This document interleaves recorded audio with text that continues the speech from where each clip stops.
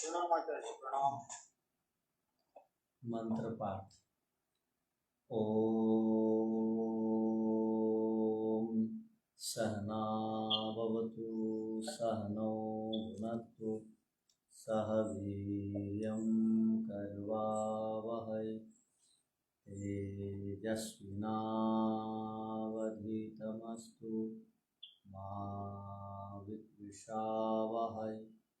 ओम शांति शांति शांति।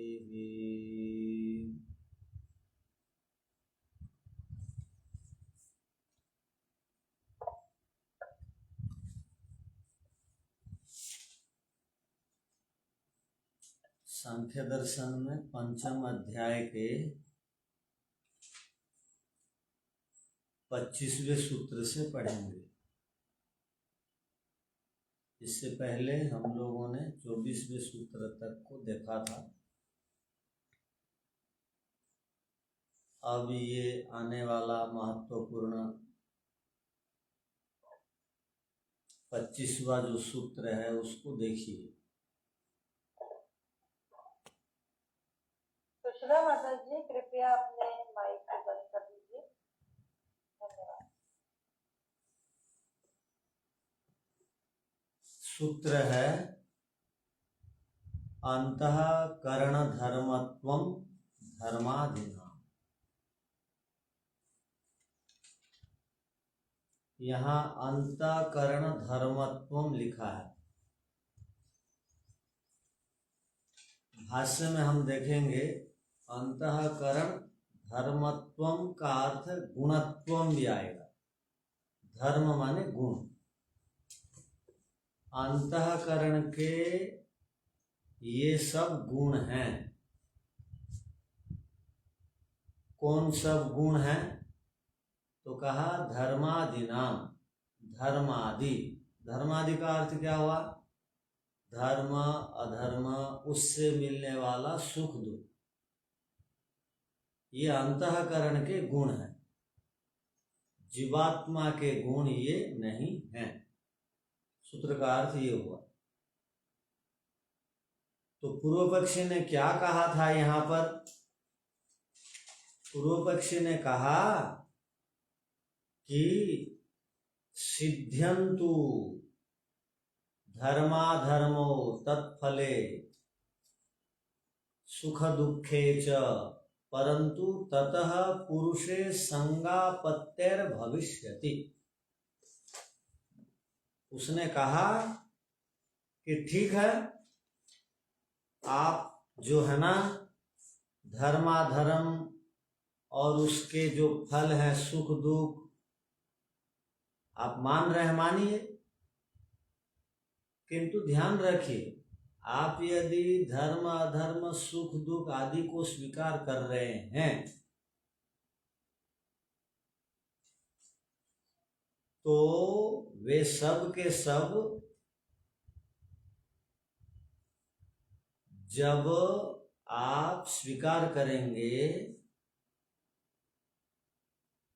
तब आत्मा उसकी अनुभूति करेगी, जिससे आत्मा में संग आपत्तिर भविष्यति।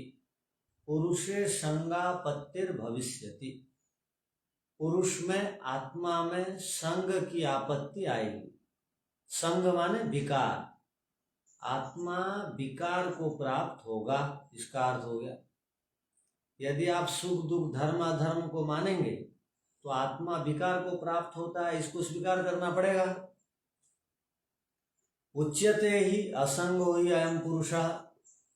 किंतु हम लोगों ने पढ़ा है कि ये जो पुरुष है असंग है, विकार को प्राप्त नहीं होता है, निर्विकार है, अपरिणामी है।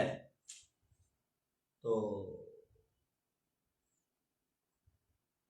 शास्त्र वचन से आपका कथन विरुद्ध हो जाएगा, विपरीत हो जाएगा। तो इसका समाधान करते हुए ये सूत्र बनाया गया, समाधान के लिए। कि अंतःकरण धर्मत्वम धर्माधीनाम, 2 बार धर्म शब्द आया। अंतःकरण धर्मत्वम में जो धर्मत्वम है वो गुण अर्थ में है, अंतःकरण की विशेषता है। गुण माने विशेषता। अंतःकरण की क्या विशेषता है? अंतःकरण 3 है या 4 है? चतुष्ट है 4। अच्छा, द्रव्य की दृष्टि से 4 हैं।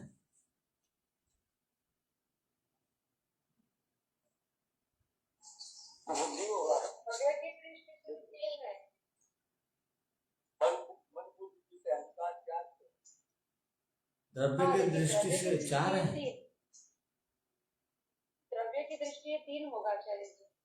हाँ, द्रव्य की दृष्टि से 4 है, सांख्य दर्शन के अनुसार 3।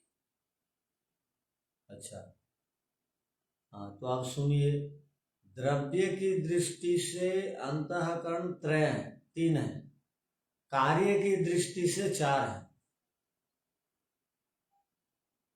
ठीक है, कार्य की दृष्टि से 4 और द्रव्य की दृष्टि से, सत्तात्मक की दृष्टि से 3। मन बुद्धि चित्त अहंकार, कार्य अलग अलग है मन और चित्त के, तो कह देते हैं, किंतु योग दर्शन में चित्त मन और कहीं कहीं बुद्धि को एक ही बताया गया। सांख्य दर्शन में भी 4 बताया पढ़ा गया, किंतु वो भेद कार्य की दृष्टि से है, सत्ता की दृष्टि से नहीं है। चित्त इसलिए कह देते हैं, वो स्मृति करता है, पुरानी बातों को याद रखता है, और मन जो है ज्ञान आदि का आधार, अशेष संस्कार आधार है मन। सारे संस्कार मन में रहते हैं। तो आप ये बताइए, सारे संस्कार मन में रहते हैं, वही संस्कार वृत्ति के रूप में भी आते हैं। तो वृत्ति और संस्कार में क्या अंतर है, आप में से कोई बताएंगे?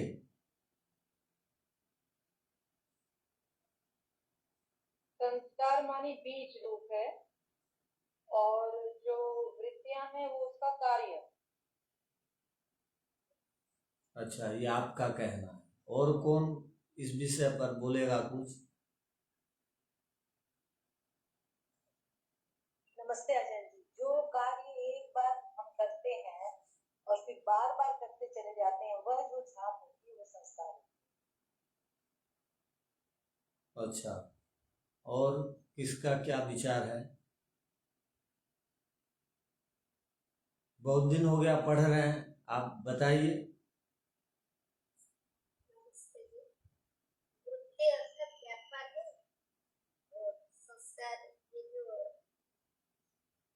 काम करने के बाद जो छाप इंप्रेशन होता है वो परमाशय के रूप में रहता है, वो संस्कार।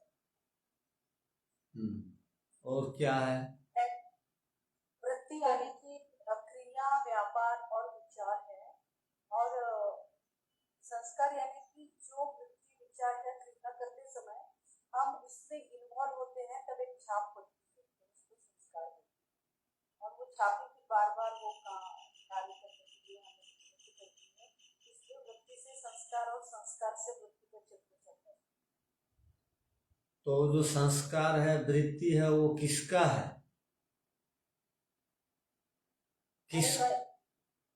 किसके परिणाम संस्कार और वृत्ति हैं?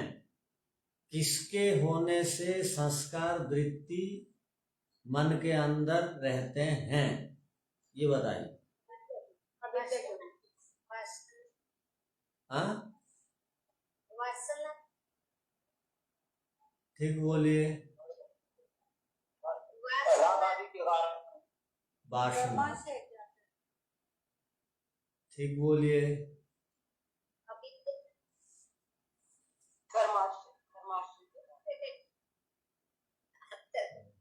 चलिए, तो आप लोग जो मुख्य बात है उसको भूल जाते हैं। देखिए, वृत्ति तब तक रहेगी जब तक अंतःकरण में 5 क्लेश रहेंगे। 5 क्लेश समाप्त होते ही वृत्ति नहीं रहेगी, ना कर्माशय नहीं रहेगा। तो इसको और समझिए, जब क्लेश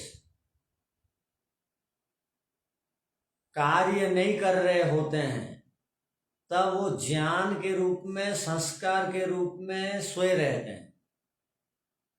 जब क्लेश कार्य करते हैं तब वो वृत्ति के रूप में, उभार के रूप में रहते हैं।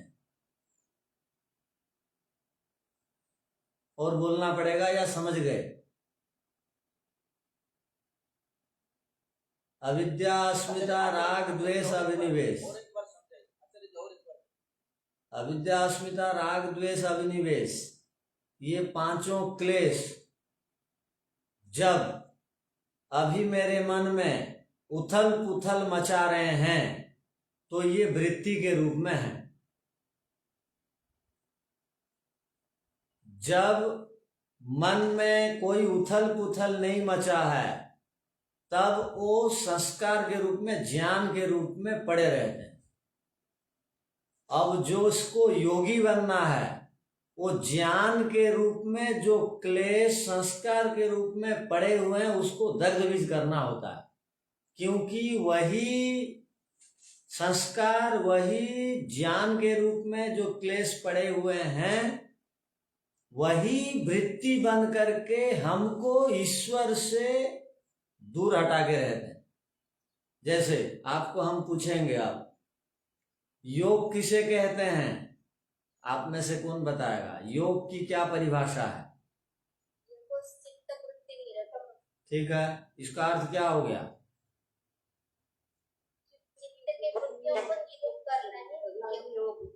इसका अर्थ आप सामान्य लोग को कैसे समझाएंगे? योग का मतलब वो चित्त वृत्ति क्या समझेगा? वो नहीं समझेगा।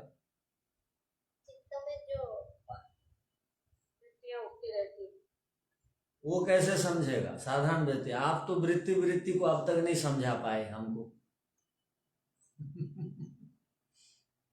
ईश्वर से जोड़ना, उसको हम सिंपल शब्दों में समझाएंगे स्वामी जी प्रणाम, कि ईश्वर से जोड़ना, ईश्वर से जोड़ना, इस तरह से समझा। ठीक है, ये ठीक, बढ़िया है।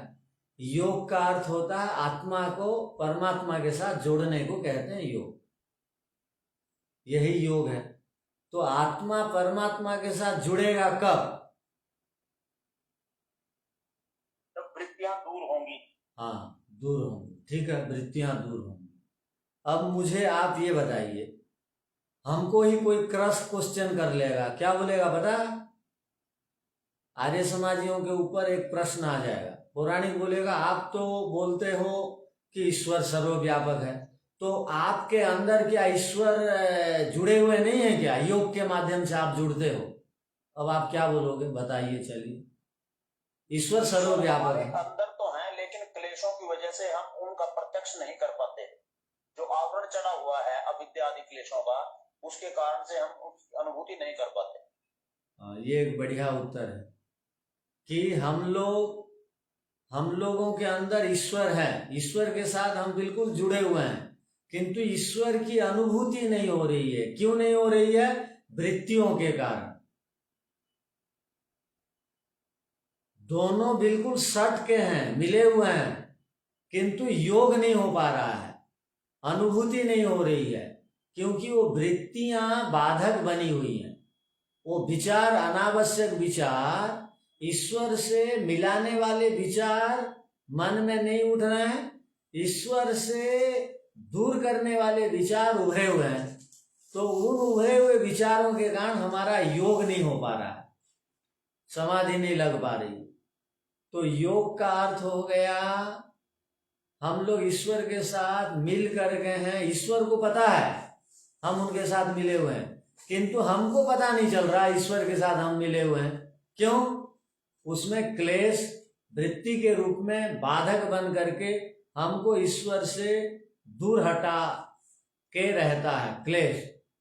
तो क्लेश की दो स्थितियां हैं। कौन कौन सी स्थिति हो गई क्लेशों की?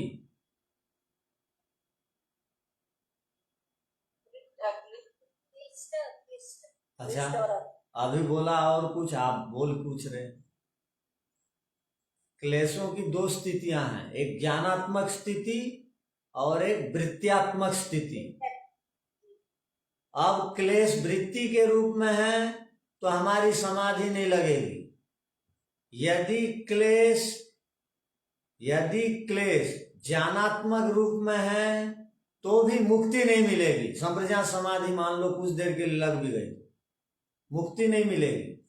किंतु मुक्ति के लिए ज्ञान रूप में सोए पड़े हुए क्लेशों को भी समाप्त करना है, और वृत्ति के रूप में जो क्लेश उभर करके आते हैं उसको भी समाप्त करना है, रोकना है। तो प्राणायाम आदि, स्वाध्याय आदि, निरंतर अध्ययन आदि तप के बल से हम वृत्तियों को रोक देंगे। किंतु वो दग्ध बीज होंगे कब? जब ऋतंबरा प्रज्ञा आदि की स्थिति आ जाएगी। संप्रज्ञात समाधि लगने के बाद, असंप्रज्ञात समाधि लगने के बाद वो दग्ध बीज को प्राप्त वो क्लेश होते हैं। तो ये एक लंबी प्रक्रिया है। किंतु क्लेश ही वृत्ति रूप में उभरते हैं, क्लेश ही ज्ञान के रूप में पड़े रहते हैं।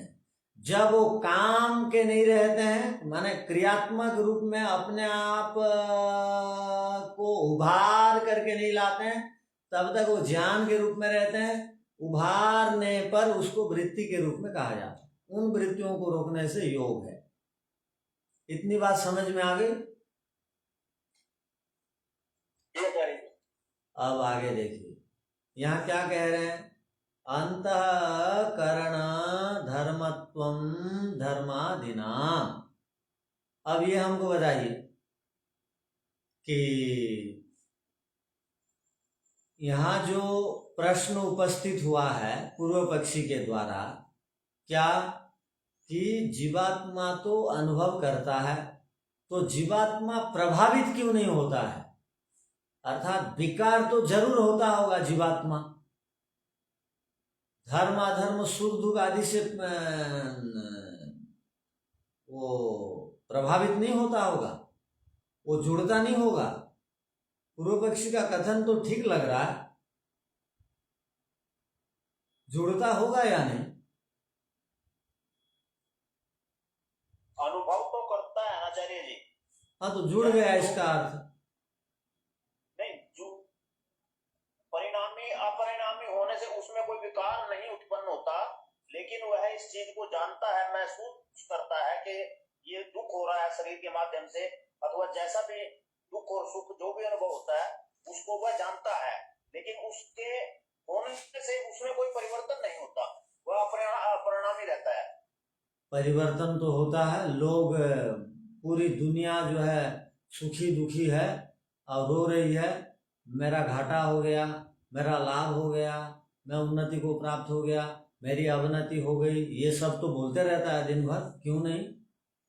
वो तो वृत्ति के अनुरूप जो व्यक्ति अपने आप को वृत्तियों के अनुसार देखता है ना, तो वो तो वृत्ति के अनुरूप चलेगा। वृत्ति सारूप्यम जो सूत्र आया है, वृत्तियों के अनुसार अपने आप को मान लेता है, वो तो ऐसा अनुभव करेगा कि मेरे अंदर ही बदलाव है। लेकिन अगर व्यक्ति थोड़ा ज्ञान से इसको पूरी तरह सोचेगा तो आत्मा के अंदर इससे कोई भी बदलाव नहीं होता, कोई किसी प्रकार का वो नहीं आता। लेकिन हाँ, वो महसूस अवश्य करता है कि मुझे दुख हो रहा है, या मैं सुख, ये इस चीजों के अंदर सुख है लेकिन मैंने इसमें पढ़ना नहीं है, या इस दुख है तो शरीर का दुख है, ये मेरा नहीं है, मैं तो अलग हूँ इससे हट करके, मैं साक्षी हूँ इस चीज का। अच्छा, चलो आप बढ़िया बोल लेते हैं तो ठीक है। तो इसको आप कैसे समझेंगे?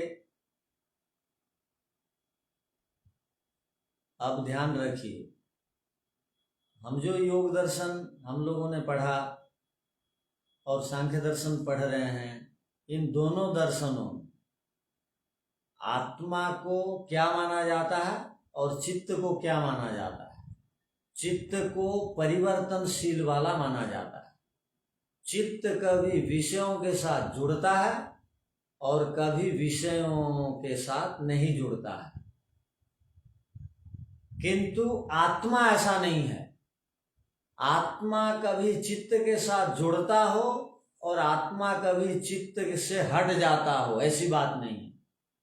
आत्मा हर समय चित्त का ज्ञान रखता है। ध्यान रखिए, आत्मा सदा ज्ञान विषय वाला है।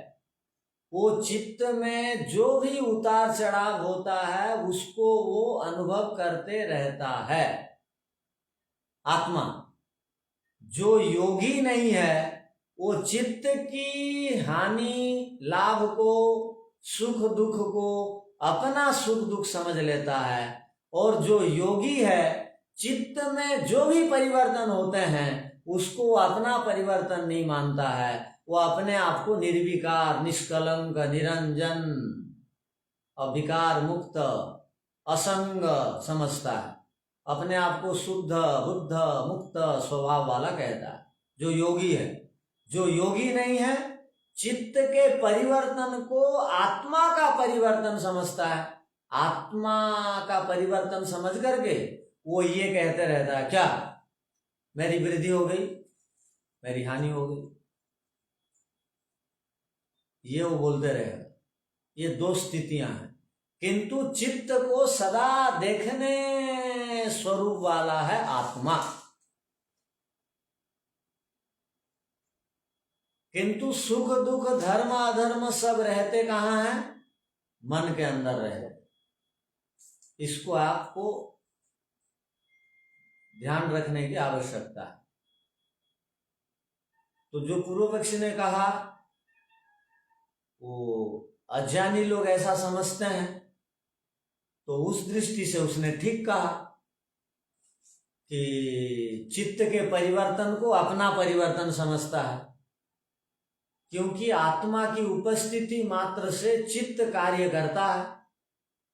चित्त में वो सामर्थ्य है, चित्त में वो सामर्थ्य है। कौन सा सामर्थ्य है? कि वो परिवर्तनशील स्वभाव वाला है। किंतु उस परिवर्तनशील स्वभाव को आत्मा अपनी क्षमता और प्रतिभा और अखंड प्रयत्न से उस परिवर्तन को वो समाप्त कर सकता है, तब वो मुक्ति को प्राप्त करता है। चित्त में जो परिवर्तन होते रहते हैं, हम लोगों ने एक शब्द सुना होगा, आप लोगों ने सुना होगा, आपने सुना है या नहीं? मैं जो शब्द बोल रहा हूं उसके बाद आप बोलिएगा। आप गुणातीत अवस्था, ऐसे शब्द आप लोगों ने सुना है? जी आचार्य। हाँ, तो गुणातीत का अर्थ क्या है? एक बताइए कोई। तत्व रज और तम के परे जाना। गुणातीत का अर्थ क्या हो गया? गुणों के भी परे यानी चित्त के भी परे। तो इसको हम सहजता से क्या बोलेंगे? बहुत सरल भाषा में इसका उत्तर क्या होगा? गुणातीत माने गुणों से जो सत्वगुण, रजोगुण, तमोगुण, तीनों गुण से ऊपर उठ गया है उसको बोलेंगे गुणातीत।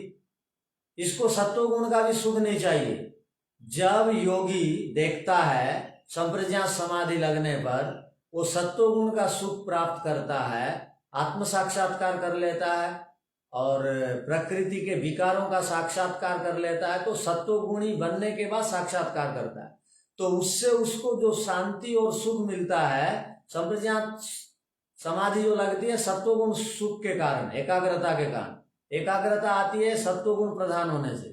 देखता है कि आत्मा की प्राप्ति तो हुई किंतु आनंद इसमें भी नहीं है, तब वो असंप्रज्ञात समाधि की ओर बढ़ता है। तो असंप्रज्ञात समाधि जब लगती है तो उसको कहते हैं ये गुणातीत अवस्था को प्राप्त कर लिया। अब सत्वगुण का इसमें प्रभाव नहीं है, रजोगुण का तो है ही नहीं, तमोगुण का तो है ही नहीं। सत्वगुण जब नहीं है तो बाकी दोनों गुण आएंगे क्या? तो ये गुणातीत की अवस्था होती है। अब कई बार व्यक्ति क्या बोलता है पता है? अब जो बहाना लगाने वाले हैं वो क्या बोलते हैं अब ये सूत्र को उन्होंने पढ़ लिया, कौन से, ये सांख्य दर्शन के सूत्र को, क्या कि देखिए जी, धर्म और अधर्म, सुख और दुख, ये यदि चित्त के गुण हैं तो हम खामखा वो धर्म के पीछे क्यों लगेंगे, सुख की प्राप्ति के पीछे क्यों लगेंगे। धर्म तो आत्मा का गुण नहीं है, तो धर्म और नहीं करना चाहिए, और चित्त तो नाश को प्राप्त हो जाता है। उनका कहना ठीक है या नहीं? एक प्रकार से तो ठीक ही लगता है आचार्य जी। हाँ, तब वो ठीक होगा जब वो धर्म के साथ साथ अधर्म को समाप्त करेगा। अधर्म तो करते रहेगा, अब धर्म तो चित्त का गुण है बोल के छोड़ देगा तो उसकी हानि होगी, ऊपर नहीं उठ सकता है, संप्रज्ञात समाधि नहीं लगेगी। संप्रज्ञात समाधि के लिए धर्म भी आवश्यक है। धर्म माने सकाम कर्म, ध्यान रखिए, धर्म माने सकाम पुण्य कर्म, धर्म माने जो समाधि प्राप्ति में सहायक। तो ये सब धर्म, सुख, दुख, अधर्म, इन सब का स्थान कर्माशय के रूप में मन में है। आत्मा के ये धर्म नहीं है। आप कुछ भी धर्म कर्म करिए, आत्मा का 1 इंच भी बढ़ना और 1 इंच भी घटना नहीं होगा। किंतु ध्यान रखिए, धर्म करेंगे तो मन में एक प्रकार से आत्मसंतुष्टि मिलेगी और एकाग्रता होगी। एकाग्रता होगी तो समाधि लगेगी। और धर्म भी नहीं करेंगे तो मन हर समय अधर्म के कारण रजोगुण तमोगुण से ओतप्रोत होगा और समाधि भी नहीं लगेगी। समाधि नहीं लगेगी तो ईश्वर साक्षात्कार नहीं होगा। तो ईश्वर साक्षात्कार के लिए धर्म अनिवार्य है। धर्म मन का गुण है, ठीक है, किंतु धर्म सत्व गुण को भी उत्पन्न करता है। सत्व गुण को ही संप्रज्ञात समाधि कहते हैं।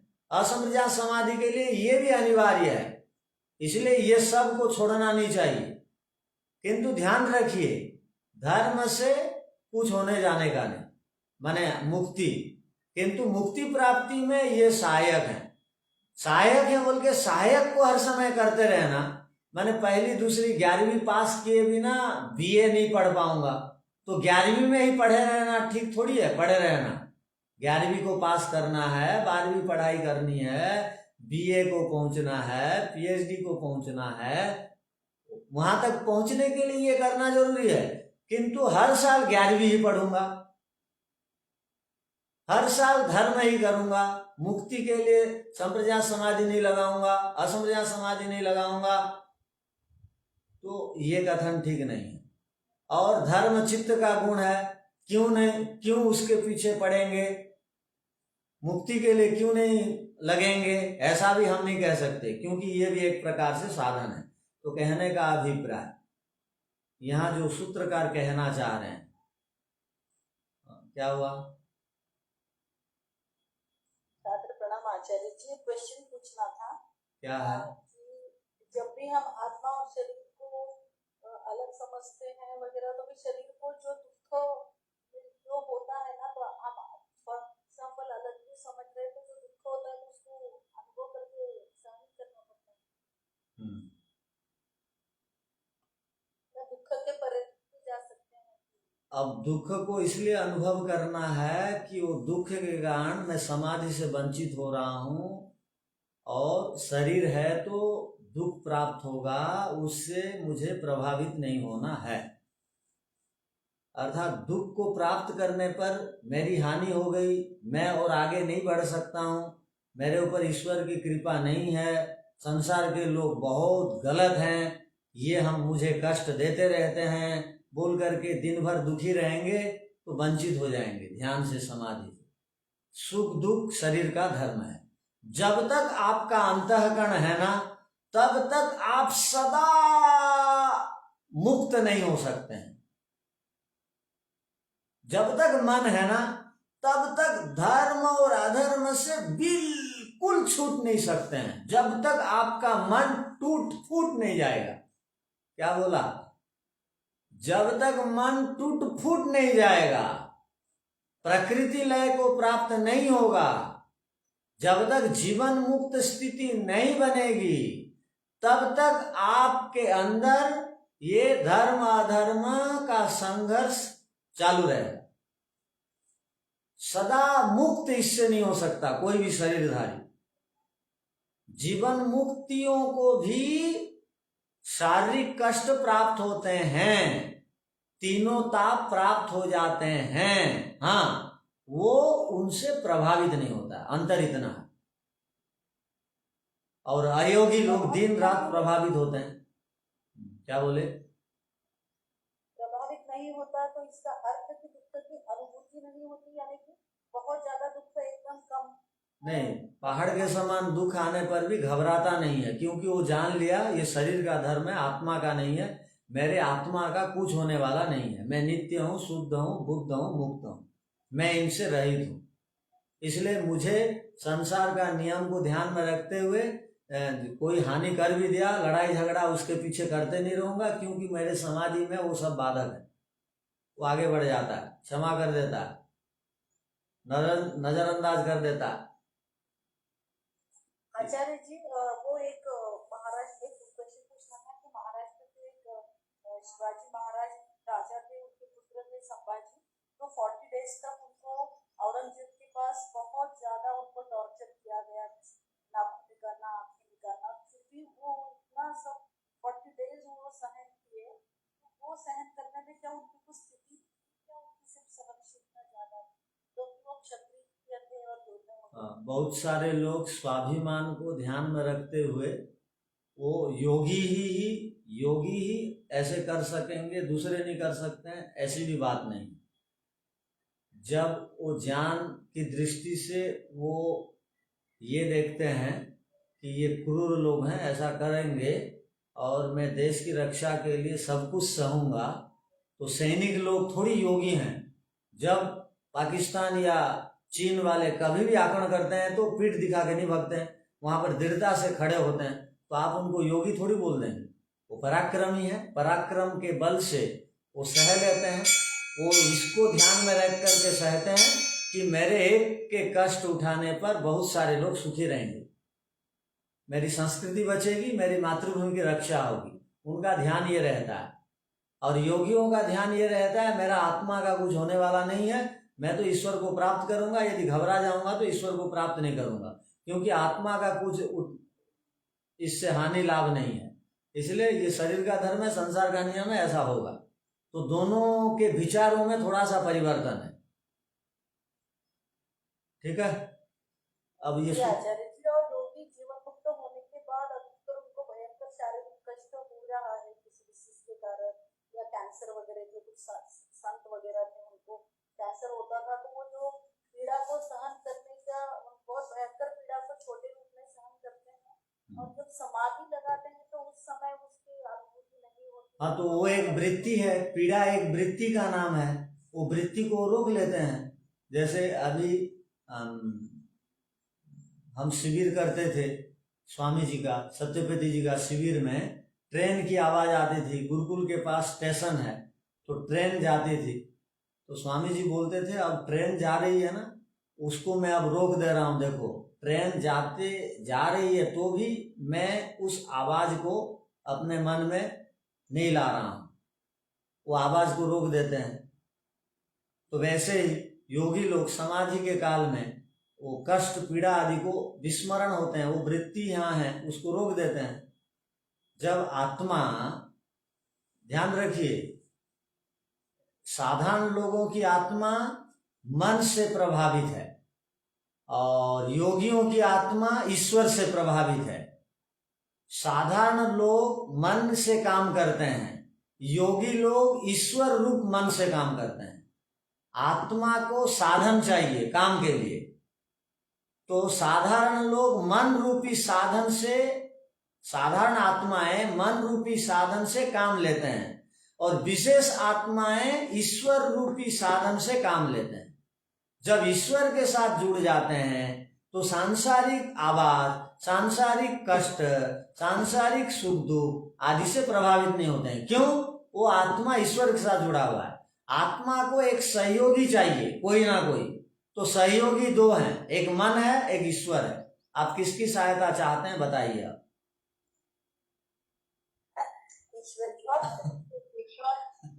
ईश्वर की। क्योंकि ये बेचारा अल्पज्ञ है।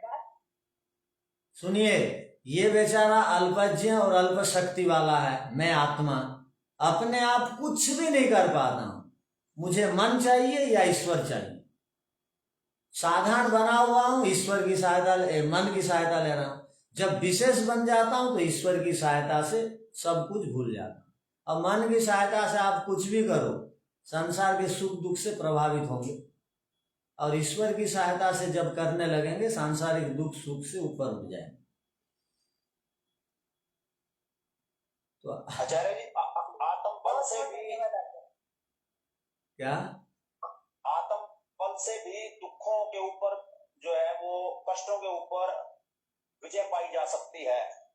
पाई जा सकती है, क्योंकि ये मेरा स्वयं का अनुभव है। मैं एक बार पहाड़ों के अंदर बहुत ऊंचाई पर था और घोड़े पर जा रहा था, और घोड़ा अचानक गिर गया नीचे। 50 फुट खाई में जाके मैं गिरा और मेरी टांग के एक हड्डी के टुकड़े हो गए, और वहां से हॉस्पिटल तक आने में मुझे 3 दिन लगे।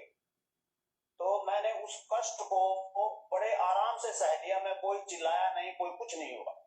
तो आत्म बल से भी मैं समझता हूँ कष्टों पे हम विजय पा सकते हैं। बढ़िया है। तो वही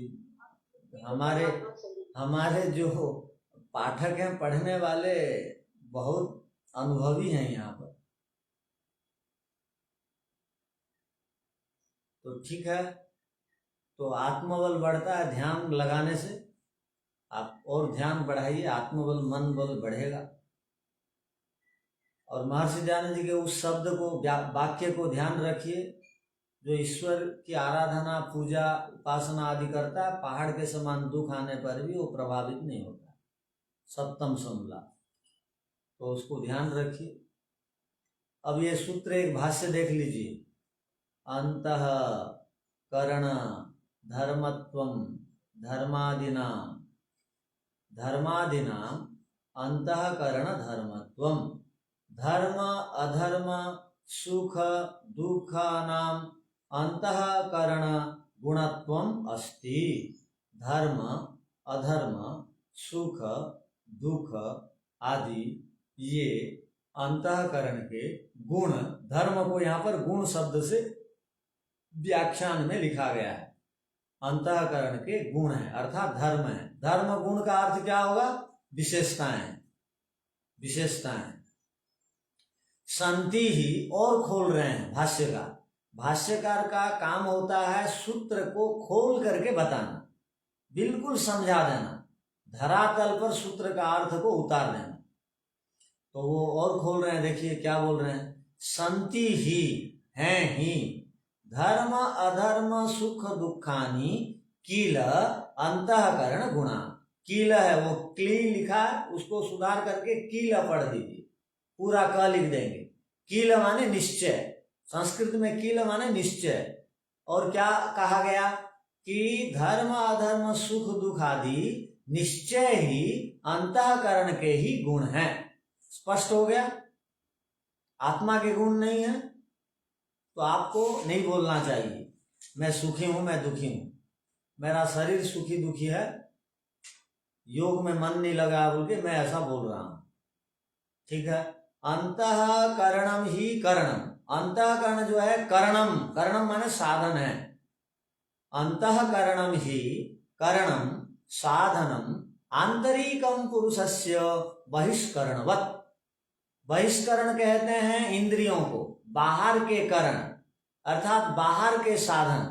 बाहर के साधन इंद्रियां हैं और भीतर के साधन अंतःकरण है। आत्मा के 2 प्रकार के साधन हैं, एक बहिष्करण, एक अंतःकरण। अंतःकरण मन बुद्धि चित्त अहंकार, ये आत्मा के आभ्यंतर साधन है, और ये इंद्रियां बाहर के साधन है। बाहर के साधनों को बहिष्करण कहा जाता है। बहिष्करणवत् माने बहिष्करण के समान।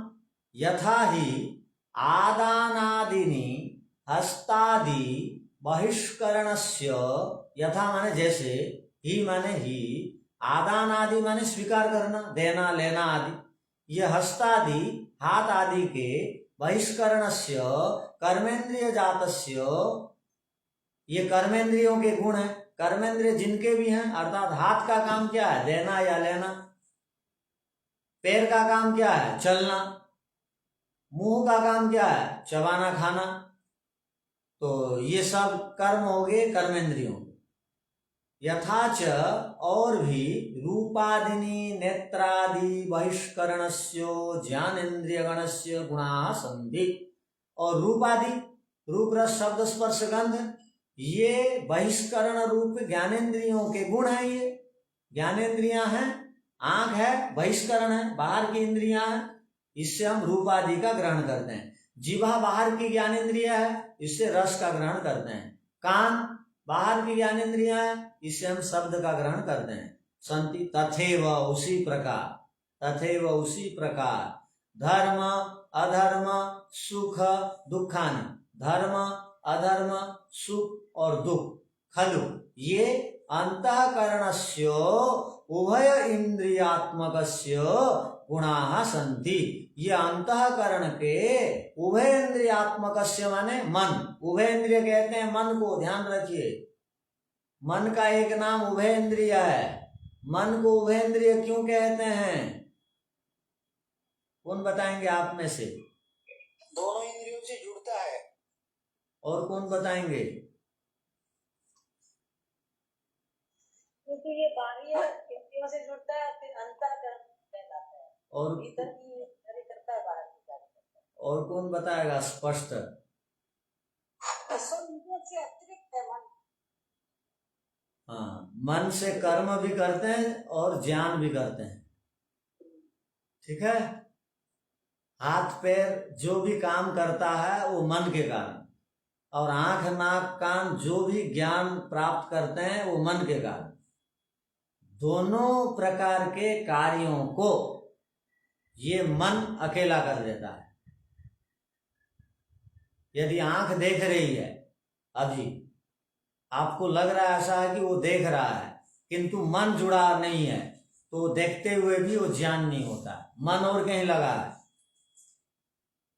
तो आंख से आप देखते हुए भी रूप का ज्ञान को प्राप्त नहीं कर सकते।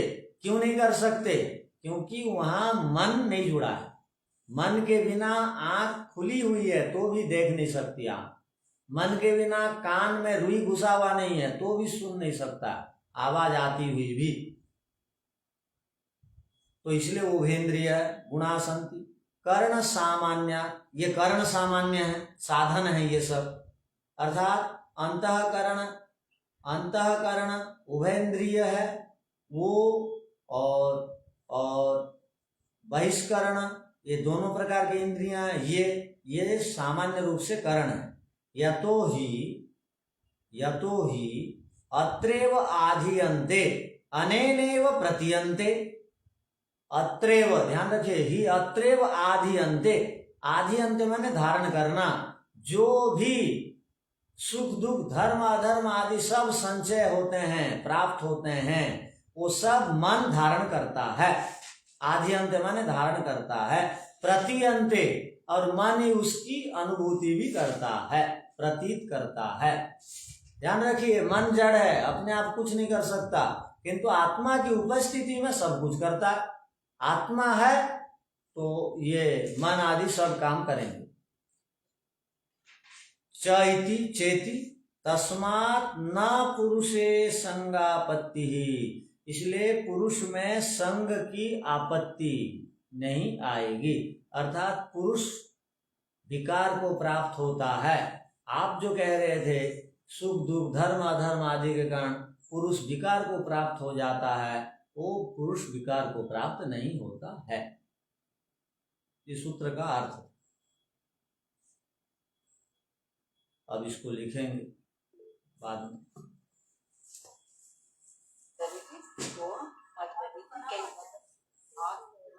आँख सुनने का भी काम करती है आचार्य जी, आँख और देखने का भी काम करती है।